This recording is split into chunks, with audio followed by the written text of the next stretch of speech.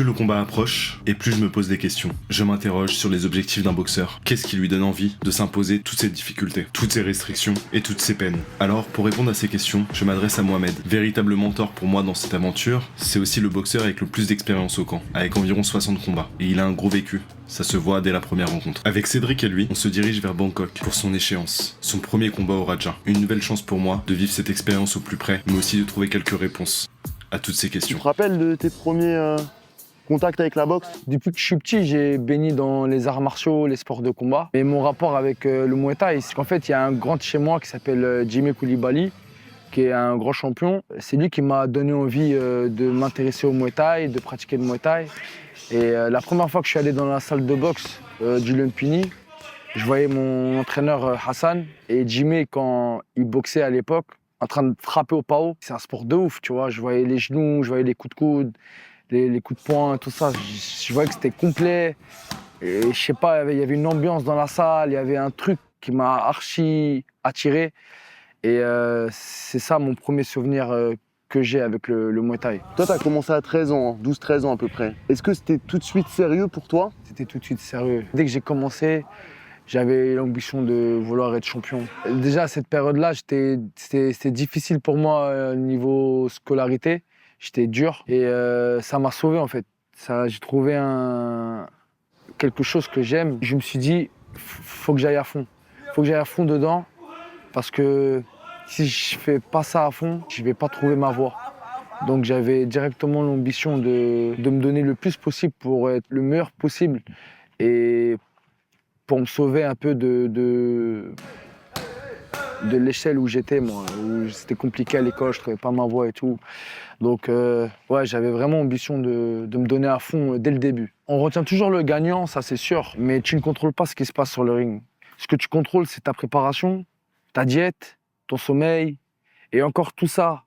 Dans une préparation, ça peut être chamboulé, il arrive toujours des galères. C'est ça qu'il faut être à 500% pour que si ça se passe pas bien, au moins sur le ring, tu es à 200%. Et c'est ça que tu contrôles. Le jour J, tu contrôles pas.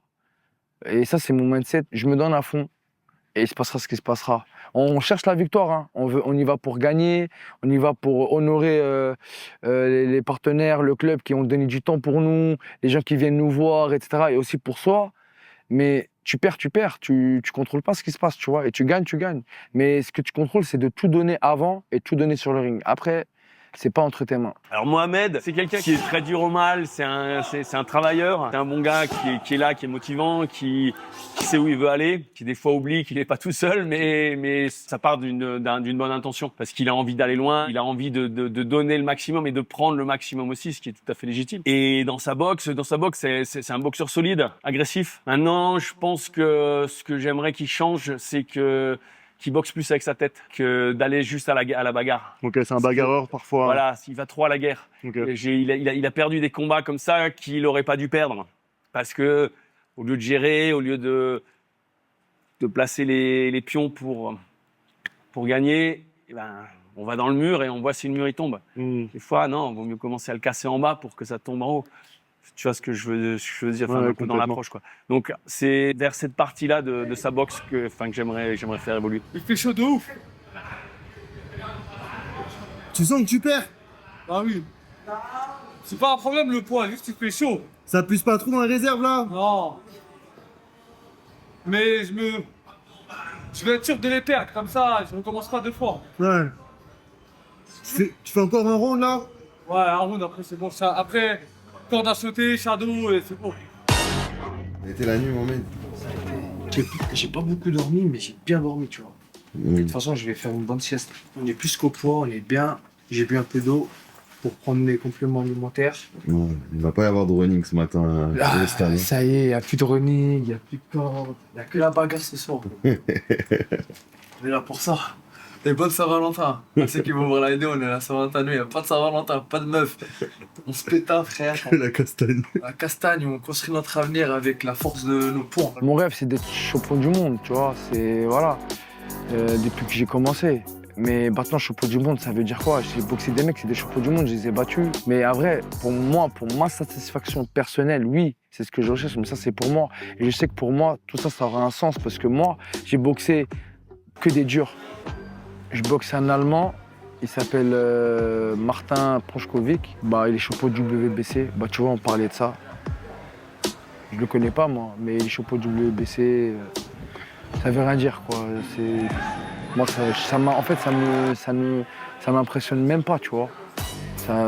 Tu peux être champion du monde, d'Europe, peu importe, ça me fait rien du tout.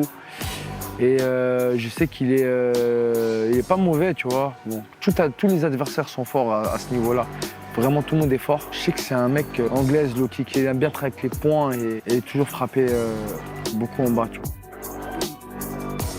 Casse en bas, bam. Pense au low kick, pense à tout, quoi. Tu vois, tu sais faire. Juste, je veux pas que tu... Construis d'abord, pas de bagarre. Voilà, construit, intelligent, boxe avec la tête, c'est ce qui te manque. T'as la technique, t'as la force, t'as tout. Maintenant, faut construire l'IQ. Ok? Et tu l'as aussi, mais des fois, tu vas trop dans la... Tranquille. Faut pas que mes Tu sais faire. émotions... Ouais, te laisse pas. C'est toi qui contrôle. Te laisse pas boxe avec la tête. Le cœur est là pour que tu tiennes et tu gagnes avec la tête, ok? Donc, tu vois, mon ambition, clairement, c'est de boxer les meilleurs. Tu vois, c'est de boxer les meilleurs et, en fait, d'avoir la plus grosse carrière que je peux avoir, de boxer, de gonfler mon palmarès le plus possible. Et comme ça, à la fin, j'ai pas de regrets. C'est tout.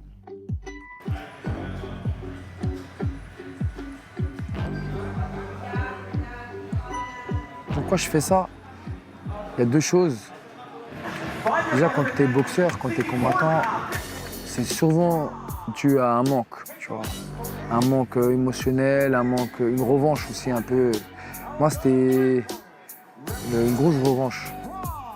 Voilà, une grosse revanche sur ce qu'on pensait de moi quand j'étais à l'école. On pensait que j'allais arriver à rien. Aussi, c'était pour prouver à mes parents, beaucoup de revanche de prouver que je suis capable d'arriver à réussir dans un sport. Voilà, je ne vais pas rentrer dans les détails de ma vie privée, mais je te dirais, c'est vraiment dû à... Tu fais pas un sport comme ça s'il n'y a pas eu des choses difficiles, des émotions difficiles que tu ressens au fond de toi. Donc c'est dû à des manques, je pense, et dû à surtout une grosse revanche sur plein de choses, tu vois. Et deuxième chose, en fait, pourquoi je fais ça aussi, c'est pour moi, en fait. C'est pour moi. Je te parlais de revanche, etc., mais en vrai, c'est pour moi. Parce que même si demain, j'arrive à être le plus grand champion de tous les temps, je vais mourir, on va m'oublier.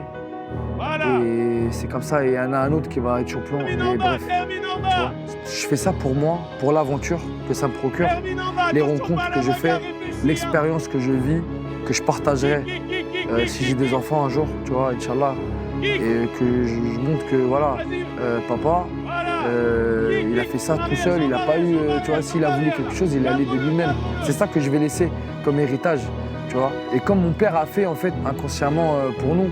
Il est arrivé là où il en est, mais c'est son chemin, tu vois. Et on doit chacun faire son chemin et montrer la bonne voie, qu'il ne faut rien lâcher dans la vie, etc. Mais je fais ça pour moi, pour n'avoir aucun regret, pour l'aventure que ça procure, les émotions que tu vis, et c'est tout.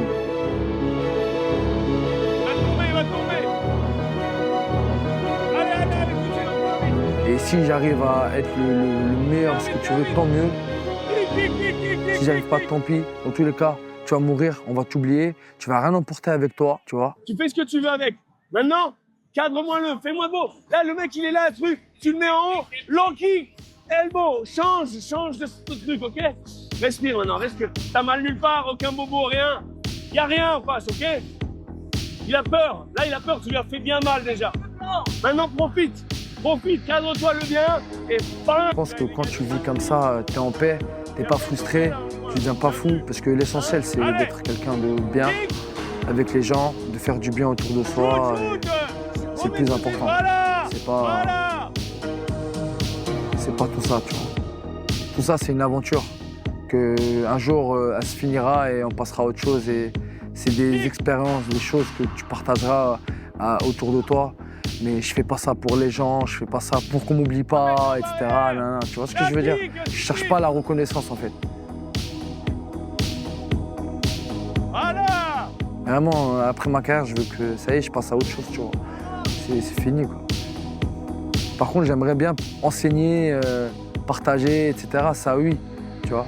Les valeurs, est-ce que m'a ramené le sport et c'est tout, tu vois. Dans le Muay Thai, il n'y a pas de combat facile. Et malgré un premier round largement dominé, le second sera un peu plus compliqué. Et Mohamed, peut-être par la pression de ma présence ou de l'aura particulière de ce stadium, rendra le second round plus incertain. Fort heureusement, il a de l'expérience. Il est dur, s'entraîne fort, mais surtout, il a du cœur. Lors de mon parcours en Thaïlande, j'ai beaucoup entendu ce mot, cette notion, avoir du cœur. Mais qu'est-ce que c'est au fond? En le côtoyant pendant un mois, en voyant sa manière de s'entraîner, à ne rien lâcher, ne jamais louper un entraînement, ne jamais être en retard, à en faire plus que les autres, mais surtout avec ce combat, en le voyant ne jamais broncher, garder une attitude de guerrier, même sous la ruée de coups de son adversaire, je crois que je commence à comprendre. Pour Mohamed, l'objectif est atteint. Il gagne ce combat par KO.